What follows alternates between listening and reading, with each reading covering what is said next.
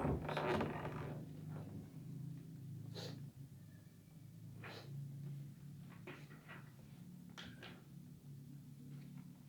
baik ibu-ibu, tadi kan kita sudah membahas pengertian apa itu penelantaran, ibu ya. Nah, jadi sekarang saya minta kepada ibu-ibu sekalian, coba ibu-ibu bikin kelompok ya ibu-ibu.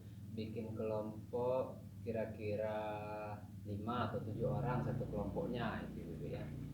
Nah, ya di teman-teman yang deket-deket mungkin kan bisa bikin lingkaran gitu kan, satu kelompok gitu 5 sampai 7 orang kalau bisa Bu ya. Nah, jadi silakan ibu-ibu bentuk kelompok dulu. Oke. Sudah ibu-ibu? Oke, terima kasih ya ibu-ibu ya. Nah, jadi ibu kan sudah punya kelompok tuh. Nah, jadi di sini ibu-ibu coba ibu-ibu diskusikan, ibu ngobrol sesama anggota kelompoknya, ya betul, sesama anggota kelompoknya. Coba ibu-ibu diskusikan, ngobrol. Kira-kira di tempat tinggal ibu, kira-kira contoh-contoh penelantaran seperti apa ibu yang ada di sekitaran tempat tinggal ibu-ibu. Nah, mungkin di tetangganya atau di dekat rumahnya gitu ibu. Nah, coba didiskusikan kira-kira apa-apa aja. Nah, contoh penelantaran itu ibu ya. Tadi kan sudah dibahas kan penelantaran itu apa ibu ya. Nah, masih ingat kan ibu-ibu ya? Oke, terima kasih ibu-ibu. Silakan ibu-ibu. Nah, dimulai aja. Nah, mana ibu-ibu? Sudah selesai? Ya, terima kasih ibu-ibu ya. Kalau sudah selesai, coba ibu-ibu, saya minta mungkin perwakilan dari setiap kelompok itu. Siapa kira-kira yang bersedia buat menyatakan apa-apa kira-kira yang sudah didiskusikan tadi dengan teman-temannya? Ya, perwakilan aja satu. Ya, coba ibu. Iya, Ibu Rati ya, silakan ibu. Ya, betul Bu. Oke, udah Bu, itu aja. Oke, terima kasih. Beri tepuk tangan ibu-ibu semuanya pada Ibu Rati. Oke, selanjutnya Ibu, kelompok lain.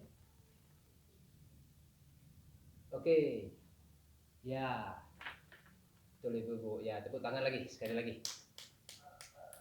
Mana ibu-ibu? Masih semangat? Syukur, alhamdulillah. Terima kasih Bu ya. Makanya saya senang untuk ketemu ibu-ibu di kelompok ini.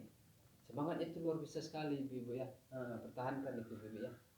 Nah, jadi ibu-ibu kan sudah diskusi tadi ibu-ibu ya, masalah kira-kira contoh-contoh apa yang ada di sekitaran ibu, di sekitar tempat tinggal ibu, contoh-contoh penelantaran seperti apa gitu. Nah, tadi betul apa yang disampaikan ibu-ibu ya. Nah, jadi di sini saya ingin mengajak ibu-ibu untuk melihat nih, di depan ibu sudah ada nih. Nah, sudah ada flipchart ibu ya, tolong ibu perhatikan. Bisa juga ibu lihat di buku pintar yang ibu-ibu pegang. Nah, nggak apa-apa, buka aja. Nah, bagi yang ini tolong perhatikan aja di depan ini Bu ya. Saya akan membahas masalah flipchart ini Bu ya. Nah, baik Ibu, bisa? Oke, saya mulai Ibu ya. Jadi di sini Ibu, di sini ada beberapa contoh-contoh penelantaran. Nah, apa-apa aja kira-kira yang termasuk penelantaran itu Ibu ya. Penelantaran anak. Nah, di sini saya bacakan untuk yang pertama itu. Sini Bu ya. Tidak ada dan tidak memberikan makanan yang sehat, aman dan bergizi. Nah, gimana itu Ibu ya? Nah, tidak memberikan makanan yang sehat dan aman dan bergizi itu ternyata termasuk penelantaran Ibu. Kenapa? Balik lagi nih Ibu. Ke pengertian penelantaran. Tadi kan sudah kita bahas, penelantaran itu apa Ibu? Nih ya. Tidak dilakukannya kewajiban dan tanggung jawab orang tua atau pengasuh dalam memenuhi kebutuhan dasar anak baik fisik, psikis, rohani maupun sosial. Nah, dari pengertian ini Ibu-ibu ya, berarti kan tidak dilakukannya kewajiban dan tanggung jawab. Nah, di sini kan di sini ada tidak memberikan makanan yang sehat. Nah, sekarang saya tanya Ibu, memberikan makanan yang sehat, aman dan bergizi itu termasuk kewajiban bukan Ibu? Kewajiban orang tua. Iya, betul. Jadi, memberikan makanan sehat, aman dan bergizi itu termasuk kewajiban itu ibu-ibu. Nah, kalau kita tidak memberikan makanan yang sehat, berarti balik lagi ke sini ibu ya, kita tidak melakukan kewajiban dan tanggung jawab. Berarti apa ibu-ibu? Berarti kita sudah menelantarkan anak-anak kita. Nah, ngerti ibu ya? Oke, ini ada lagi ibu ya, contoh kasus yang kedua ibu ya. Tidak diberikan tempat tinggal dan pakaian yang layak. Sama bu, balik lagi kita ke pengertian penelantaran tadi ibu ya. Memberikan tempat tinggal dan pakaian adalah kewajiban, betul ibu-ibu. Kewajiban kita sebagai orang tua, tanggung jawab kita sebagai orang tua untuk memberikan tempat tinggal. Apabila kita tidak memberikan tempat tinggal dan pakaian yang layak, berarti kita sudah menelantarkan anak kita. Berarti kita tidak melaksanakan kewajiban dan tanggung jawabnya. Betul ibu-ibu ya? Ya. Terusnya ibu tidak pernah diberi waktu dan kesempatan bermain. Sama ini. Jadi ibu-ibu, anak kita itu tidak melulu kita harus suruh belajar, kita suruh ini, kita juga harus memberikan waktu ibu, memberikan waktu dan kesempatan bermain. Karena kenapa ibu? Masa-masa anak-anak itu masanya bermain ibu. Apabila kita tidak memberikan waktu dan kesempatan bermain kepada anak-anak, berarti kita sudah menelantarkan anak kita. Kita sudah mengambil haknya anak-anak. Karena hak anak-anak ada haknya bermain nih ibu. Nah, paham kan ibu? Nah, untuk selanjutnya tidak diizinkan sekolah. Coba saya tanya, di sini masih ada nggak anak-anaknya yang belum sekolah? Alhamdulillah kalau nggak ada ibu ya.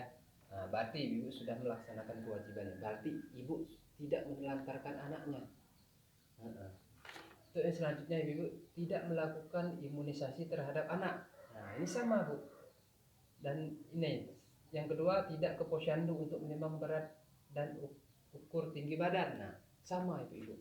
Anak kita itu mempunyai hak untuk diberi imunisasi, berhak untuk menerima ke posyandu. Jadi ibu-ibu ini di sini di desa ini ada posyandu kan ibu-ibu. Nah, jadi ajaklah anak-anak ibu itu untuk ke posyandu, baik itu imunisasi, menimbang berat badan, tinggi badan, gitu kan. Nah, itu juga merupakan kewajiban dan tanggung jawab kita sebagai orang tua, betul kan ibu-ibu? Nah, balik lagi tadi kan, kalau kita tidak melaksanakan kewajiban, berarti kita sudah menelantarkan anak kita, ibu.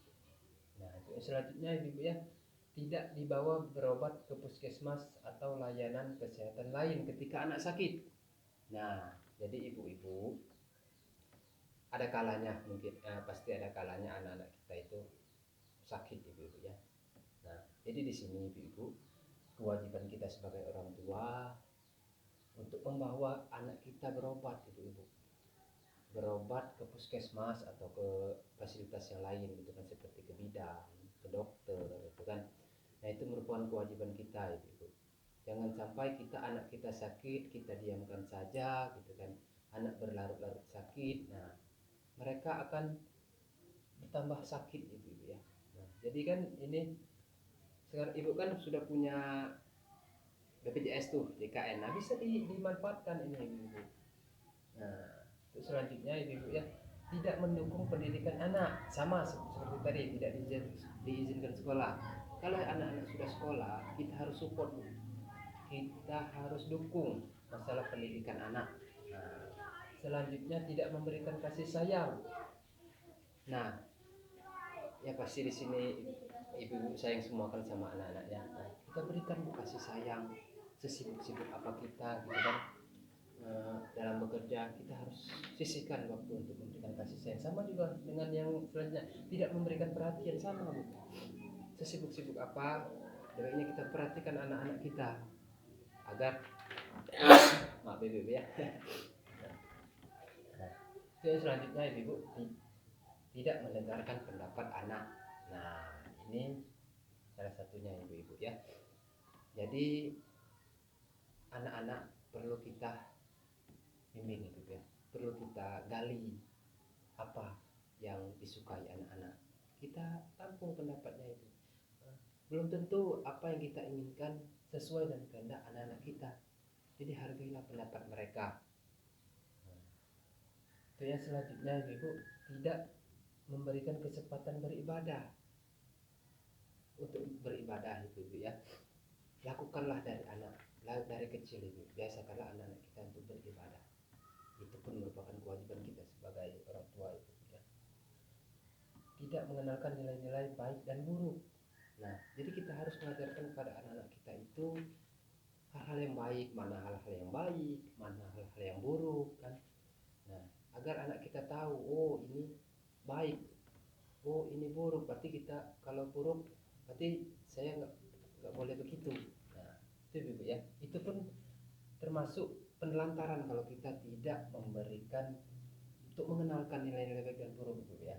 Sama halnya tidak mengajarkan untuk menghargai dan atau berhubungan dengan orang lain Ibu-ibu. Nah, jadi di sini tadi kan ada dengan sekolah kita mengajarkan anak kita bersosialisasi ya, berteman dengan anak-anak lain. Nah, itu termasuk mengajarkan anak untuk menghargai dan berhubungan dengan orang lain, bersosialisasi ya. Nah, itu yang selanjutnya Ibu, ditinggal sendiri. Nah, jangan sampai ditinggal sendiri Ibu. Paling tidak kalau ada kerjaan gitu kan ya sebentar atau dititipkan ke yang lain, jangan ditinggal sendiri Ibu. Nah, terus didiamkan dalam kurun waktu lama ya, mungkin ibu-ibu ya pastilah mengalami, ada kadang-kadang merasa kesal, merasa marah dengan anak-anak kita kan. Nah, tapi ibu-ibu jangan sampai mendiamkannya dalam waktu lama, itu berpengaruh kepada psikisnya ibu-ibu ya. Nah, itu selanjutnya ibu-ibu tidak dipedulikan, sama halnya Bu dengan didiamkan tadi.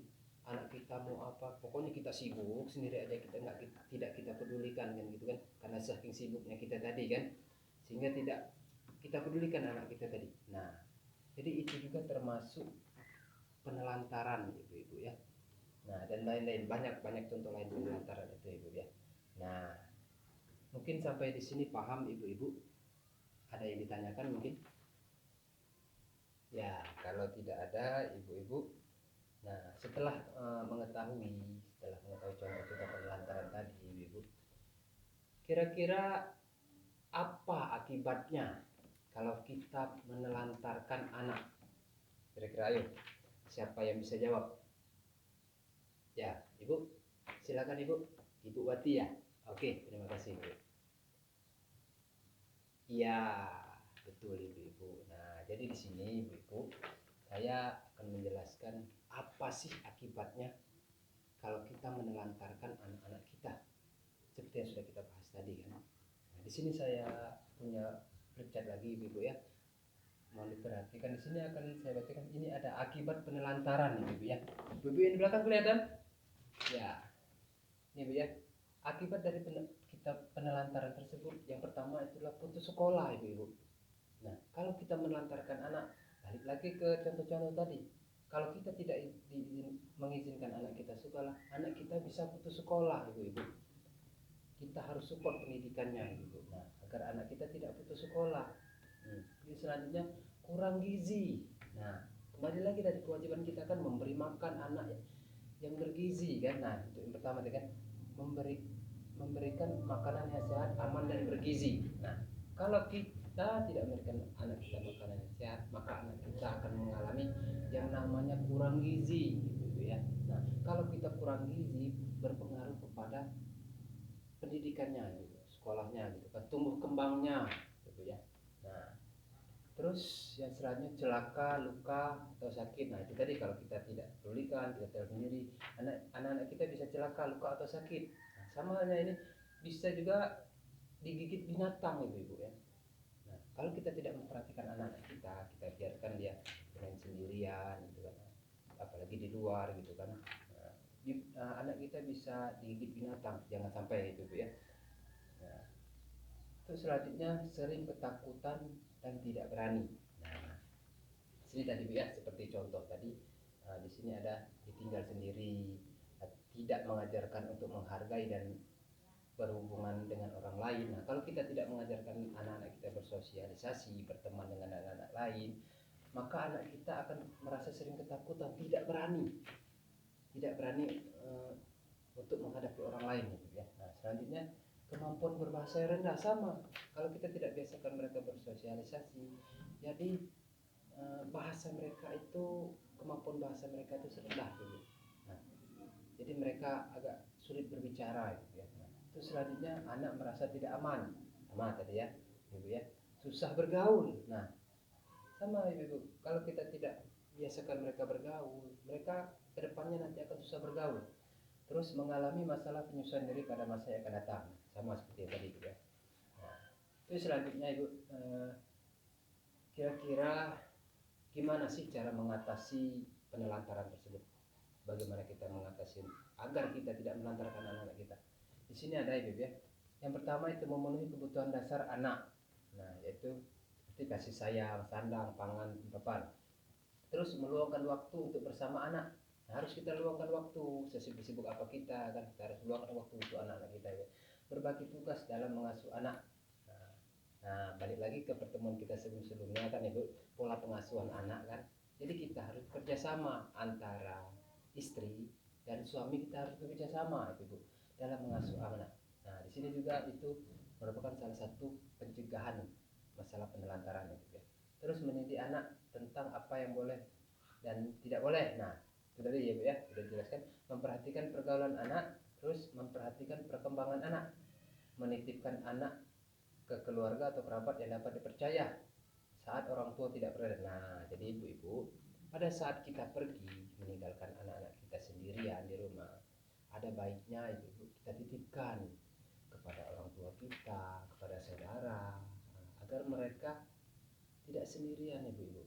Nah, agar mereka ada yang mengawasi. Nah, terus mengkonsultasikan masalah keluarga dengan aparat setempat atau penyedia layanan, misalnya guru ngaji, bidan. Nah, kalau kita ada masalah keluarga itu tidak apa-apa tuh dikonsultasikan pada aparat desa atau ke guru ngaji kan gitu kan. Selanjutnya bawa anak ke tempat kerja ya, kalau memang tempat kerja memungkinkan gitu kan, nggak apa-apa bu, dibawa anak-anak kita agar kita bisa dapat memperhatikan anak kita itu kan. Terus konsultasi dengan pendamping PKH untuk membantu mencari solusi. Nah, jadi di sini ibu, kami di sini bukan sekedar mendampingi ibu masalah pencairan gitu kan, masalah data gitu kan. Di sini kami juga bersedia gitu ya, kalau ibu ada masalah terus konsultasikan ke kita. Nah, nanti insya Allah akan kami carikan solusinya dan lain-lain itu ya. Nah, sampai di sini paham ibu-ibu? Nah, terima kasih ibu ya.